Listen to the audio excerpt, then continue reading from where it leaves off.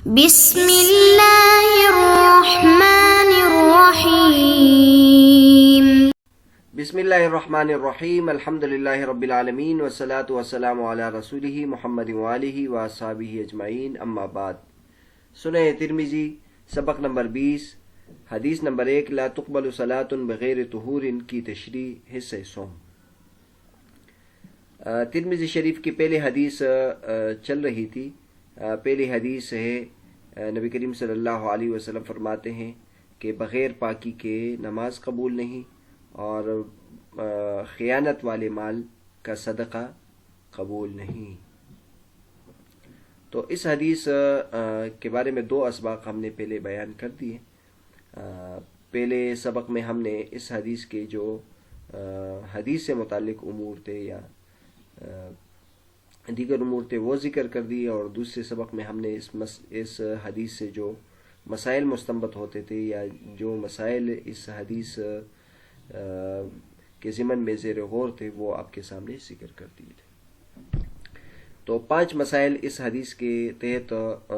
زیر بحث آتے ہیں۔ ایک تو کیا تمام نمازوں میں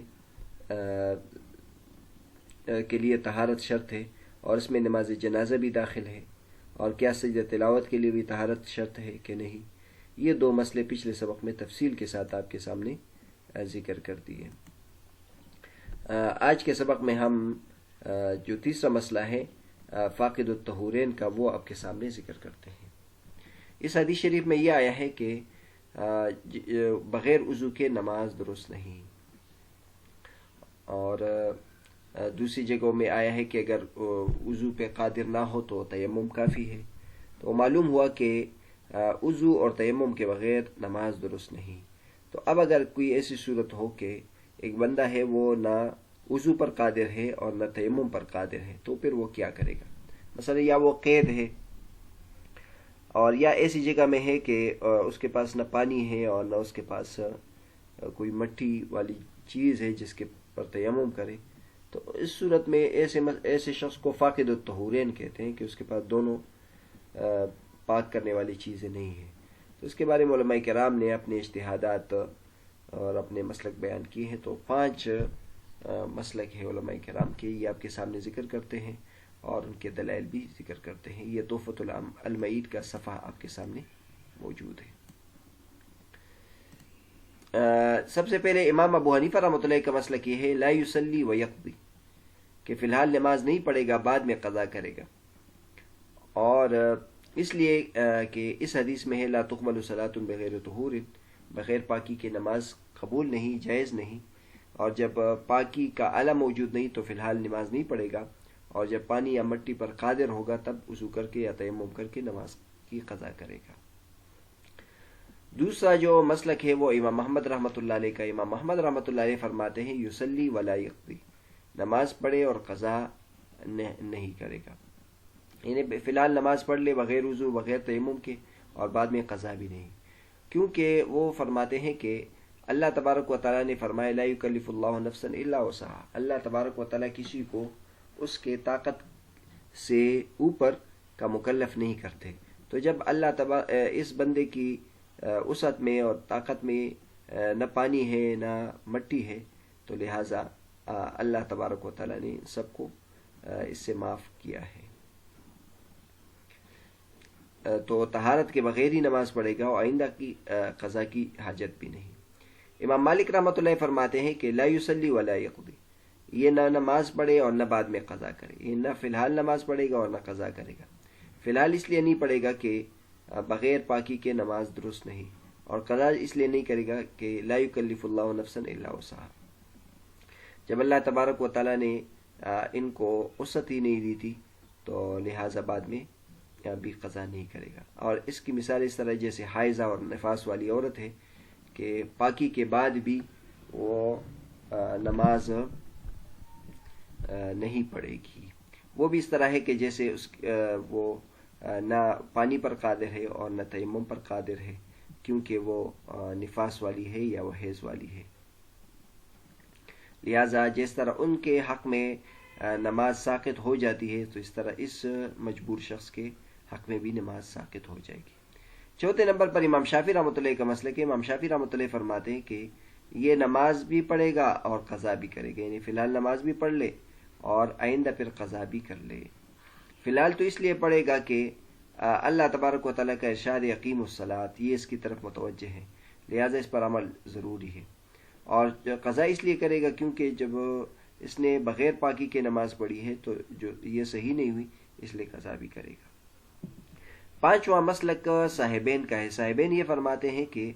یہ نماز نہیں پڑھے گا لیکن نماز جیسی شکل بنائے گا اور پھر بعد میں قضا کرے گا، یعنی فی الحال نماز نہیں پڑھے گا، البتہ نماز کی شکل بنائے، یعنی پاک جگہ پر کھڑا ہو کر قبل روح ہوگا، تکبیر تحریمہ اور جو نماز کے ارکان وغیرہ یہ سب کرے گا، لیکن نماز پڑھے گا نہیں، یہ ایک ایسی شکل بنائے گا۔ اور علماء کرام فرماتے ہیں کہ یہاں ہمارا جو احناف کا مسلک ہے اس میں صاحبین کے قول پر فتویٰ ہے، لیکن کبھی اس طرح کی نوبت آئی یا نہیں آئی، تو عام طور پر اس طرح کی نوبت نہیں آتی، اس قسم کے مسائل عملی طور پر بہت کم ہوتے ہیں۔ اور مفتی سعید احمد پالنپوری صاحب فرماتے ہیں کہ میں ریل میں بس میں ازدحام ہو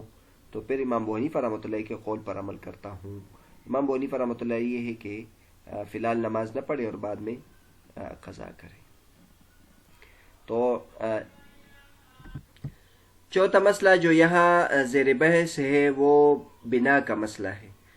بنا کا مسئلہ یہ ہے کہ اگر کوئی شخص نماز پڑھ رہا ہو اور نماز کے درمیان اس کا وضو ٹوٹ جائے تو حدیث شریف میں ہے کہ وہ شخص جائے اور وضو کر کے واپس آئے اور جہاں سے اس نے نماز چھوڑی ہے وہاں سے نماز شروع کرے۔ چونکہ بعض حدیث میں یہ آیا ہے، اس لیے احناف کا مسئلہ یہ ہے کہ اس طرح کرنا درست ہے، لیکن شوافع کا مسلک یہ ہے کہ وہ اس کو جائز نہیں قرار دیتے، وہ کہتے ہیں بنا نہیں کر سکتے، جس کا نماز میں وضو ٹوٹ جائے تو اس کا نماز ختم ہو جائے گا، اس کی نماز ٹوٹ جائے گی اور پھر اس پر بنا نہیں کر سکتے۔ تو بعض شوافع نے اس حدیث سے بھی استدلال کیا ہے کہ اس حدیث میں یہ آیا ہے کہ نبی کریم صلی اللہ علیہ وسلم فرماتے کہ بغیر پاکی کے نماز درست نہیں ہے، لہٰذا جب اس شخص کا وضو ٹوٹ گیا تو اس کی نماز جاتی رہی۔ اور احناف کا یہ کہنا کہ اس کی نماز ابھی باقی ہے اور وہ وضو کر کے آئے اور دوبارہ شروع کرے، تو یہ اس حدیث کے خلاف ہے۔ احناف اس کا جواب یہ دیتے ہیں کہ جب اس کا وضو ٹوٹ گیا تو اس کی نماز موقوف ہو گئی، نماز تو یعنی اس دوران نماز تو نہیں پڑھ سکتا ہے، اس لیے حکم یہی ہے کہ وہ جا کے وضو کرے اور وضو کے بعد اس وجہ سے وہاں سے ہی شروع کرے جہاں اس نے چھوڑا ہے۔ تو لہٰذا پوری نماز اس نے طہارت کی حالت میں پڑھی ہے، جو اس کا درمیان کا حصہ ہے وہ تو ہم نے شماری نہیں کیا ہے، لہٰذا یہ اس حدیث کے خلاف نہیں جاتا۔ اور باقی چونکہ اس کے بارے میں صراحتاً حدیث منقول ہے اس لیے ہم اس کے قائل ہیں، اور یہ حدیث کئی صحابہ کراموں سے منقول ہے، چنانچہ سنن ابن ماجہ میں حضرت عائشہ رضی اللہ تعالیٰ عنہا سے منقول ہے، عائشہ قالت قال رسول اللہ صلی اللہ علیہ وسلم من اصابہ قیء او رعاف او قلس او مزی فلینصرف فلیتوضأ ثم لیبنی علی صلاته وهو فی ذلک لا یتکلم، کہ اگر کسی کو قیء آئے یا نکسیر پوٹے یا مزی آئے تو وہ جا کر وضو کرے اور پھر نماز پر بھی نہ کرے اور اس دوران وہ بات نہ کرے۔ اسی طرح یہ جو ابن عمر رضی اللہ تعالیٰ سے بھی منقول ہے، من رعف فی صلاته فلینصرف فلیتوضأ فإن لم یتکلم بنى علی صلاته وإن تکلم استأنف الصلاة، یہ مصنف ابن ابی شیبہ میں ہے۔ اگرچہ اس قسم کی جو احادیث ہے اس پر یہ اعتراض ہے کہ اس کی اسانید میں کلام ہے اور اس کے یہ ضعیف ہے، تو اس کا جواب احناف یہ دیتے ہیں کہ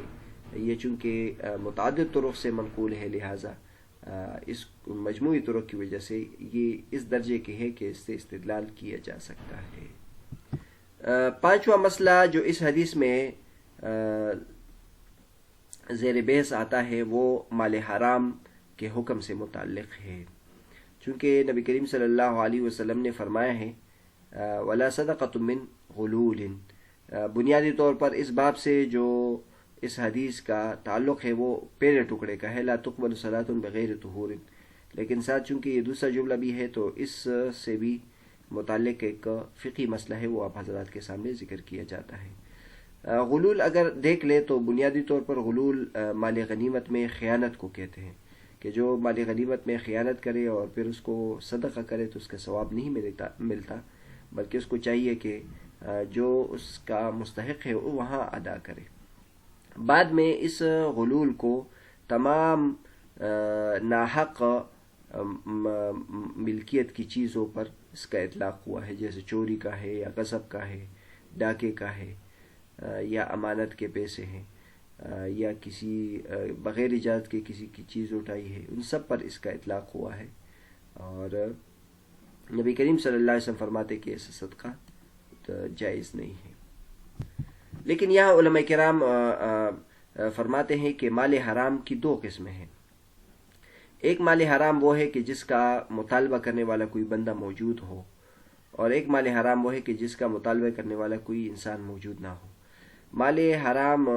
کی پہلی قسم کا مطلب یہ ہے کہ اس کا مطالبہ کرنے والا موجود ہو، یعنی مطلب کسی نے کسی سے چوری کیا ہے، کسی نے کسی سے غصب کیا ہے، کسی نے کسی کی چیز بغیر اجازت کے اٹھائی ہے، تو اس کے لیے تو یہ حکم ہے کہ وہ آگے صدقہ نہیں کر سکتا کسی فقیر کو، اس کے لیے تو چونکہ حرام ہے، لیکن وہ کسی غریب کو بھی یہ نہیں دے سکتا، بلکہ اس کے ذمہ ہے کہ یہ اس شخص کو واپس کر دے۔ ہاں اگر ایسا مال ہو کہ اس کا مطالبہ کرنے والا کوئی ہے نہیں، مثلا اس نے سود کا منافع اس کو حاصل ہوا ہے، یا اس کے علاوہ جو ناجائز منافع ہیں جس کا یعنی کوئی کسی شخص سے اس کا تعلق نہیں ہے، تو ایسے مال کا کیا حکم ہے؟ تو حدیث شریف میں آتا ہے کہ ایسے مال کو صدقہ کرنا چاہیے، اور ایسے مال کے صدقہ کرنے کا پھر ثواب نہیں ملتا، لیکن حکم یہی ہے کہ اس کو فقیروں کو دینا چاہیے، اس کے لیے استعمال کرنا جائز نہیں ہے۔ اس کے لیے جو دلیل ہے وہ ابو داؤد شریف کی یہ حدیث ہے کہ جس میں نبی کریم صلی اللہ علیہ وسلم نے ایک ناجائز مال، ناجائز حرام مال کے بارے میں یہ حکم دیا کہ اس کو قیدیوں کو کھلا دو۔ قصہ یہ ہے کہ صحابی فرماتے کہ ہم نبی کریم صلی اللہ علیہ وسلم کے ساتھ ایک جنازے میں تھے، میں نے نبی کریم صلی اللہ علیہ وسلم کو دیکھا کہ نبی کریم صلی اللہ علیہ وسلم قبر پر تھے کہ قبر کے بارے میں بتا رہے تھے کہ اس طرح بنا دو۔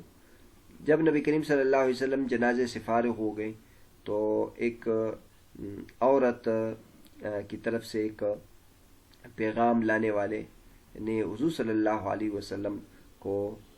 دعوت کا پیغام دیا۔ نبی کریم صلی اللہ علیہ وسلم آئے اور کھانا حاضر تھا۔ نبی کریم صلی اللہ علیہ وسلم نے جب کھانا شروع کر دیا تو نبی کریم صلی اللہ علیہ وسلم نے لقمہ اپنے منہ میں ڈالا تو نبی کریم صلی اللہ علیہ وسلم، وہ گوشت ایسا تھا کہ وہ چبائے نہیں جا رہا تھا، تو نبی کریم صلی اللہ علیہ وسلم نے فرمایا کہ مجھے ایسا معلوم ہو رہا ہے کہ اس بکری کا جو گوشت ہے یہ بغیر اجازت کے لیا گیا ہے۔ چنانچہ حضور صلی اللہ علیہ وسلم نے اس کی تحقیق کی، اور تو اس عورت نے بتایا کہ چونکہ میں ایک بکری پکانا چاہ رہی تھی تو میں نے کسی کو بھیجا تھا کہ میرے لیے بکری خریدے، تو بکری ملی نہیں، تو میں نے پڑوسی کی بکری لے لی اور میں نے اس کو ذبح کر دیا، لیکن اس کی اجازت کے بغیر۔ تو نبی کریم صلی اللہ علیہ وسلم نے فرمایا اطعمیہ الاسارہ، اس کو آپ قیدیوں کو کھلا دو، یعنی چونکہ بغیر اجازت کے یہ اس کو پکایا گیا ہے، بغیر اجازت کے اس کو لیا گیا ہے، لہٰذا یہ ہمارے لیے جائز نہیں ہے، اس کو آپ قیدیوں کو کھلا دو جو صدقے اور زکوٰۃ کے مستحق ہیں۔ اور علماء کرام یہاں یہ نقطہ بھی بیان کرتے ہیں کہ جب یہ صدقہ کرے تو صدقہ کرنے میں ثواب کی نیت بھی نہ کرے، کیونکہ ایسے صدقے کا اس کو ثواب بھی نہیں ملے گا۔ البتہ بعض علماء کرام نے اس میں یہ نقطہ نکالا ہے کہ اس مال کے صدقہ کرنے کا تو ثواب نہیں ملے گا، لیکن چونکہ اس نے اس شریعت کے اس حکم پر تو عمل کیا ہے تو اس کا ثواب اس کو ملے گا کہ پہلے اس نے جو گناہ کا کام کیا تھا اس صدقے کی وجہ سے وہ ثواب تو صدقے کا تو نہیں ملے گا، لیکن چونکہ اس نے دوسرا جو شریعت کا حکم تھا اس پر تو عمل کیا ہے، لہذا اس کا ثواب اس کو ملے گا۔ یہاں تک پہلے حدیث کی تشریح تھی وہ مکمل ہو گئی۔ لا تقبل صلاۃ بغیر طہور ولا صدقۃ من غلول۔ پہلے سبق میں ہم نے اس حدیث کے جو رجال سے متعلق مباحث تھے وہ آپ کے سامنے ذکر کر دیے، اس اسناد سے متعلق جو مباحث تھے آپ کے سامنے ذکر کیے، راویوں کے حالات سے متعلق جو مباحث تھے وہ آپ کے سامنے ذکر کر دیے، اور دوسرے سبق میں پھر اس سے جو مسائل اس میں زیر بحث آتے ہیں وہ آپ کے سامنے ذکر کر دیے۔ کچھ 5 مسائل اس حدیث میں زیر بحث آتے ہیں۔ ایک تو کیا نماز جنازہ کے لیے طہارت کی شرط ہے؟ تو اس میں جمہور کا مسلک یہ ہے کہ نماز جنازہ کے لیے بھی طہارت کی شرط ہے، اور دوسرا مسلک یہ تھا کیا سجدہ تلاوت کے لیے بھی طہارت کی شرط ہے؟ تو جمہور کا مسلک اس میں بھی یہی تھا کہ نماز جنازہ سجدہ تلاوت کے لیے طہارت کی شرط ہے۔ تیسرا مسئلہ فاقد الطہورین کا تھا کہ اگر کوئی شخص وضو اور تیمم پر قادر نہ ہو تو اس کے لیے کیا حکم ہے؟ تو اس میں جو اختلاف تھا اور ان کے دلائل تھے وہ آپ کے سامنے ذکر کرتی ہے۔ اسی طرح چوتھے نمبر پہ بنا کا مسئلہ تھا کہ اگر کسی کا درمیان میں وضو ٹوٹ جائے، نماز کے دوران وضو ٹوٹ جائے تو وہ جا کے وضو کر کے واپس آئے گا اور نماز دوبارہ شروع کرے گا۔ یہ جو مسئلہ تھا اس کے بارے میں بھی بیان کیا، اور 5ویں نمبر پر مال حرام کا حکم وہ بھی آپ کے سامنے ذکر کرتا ہے۔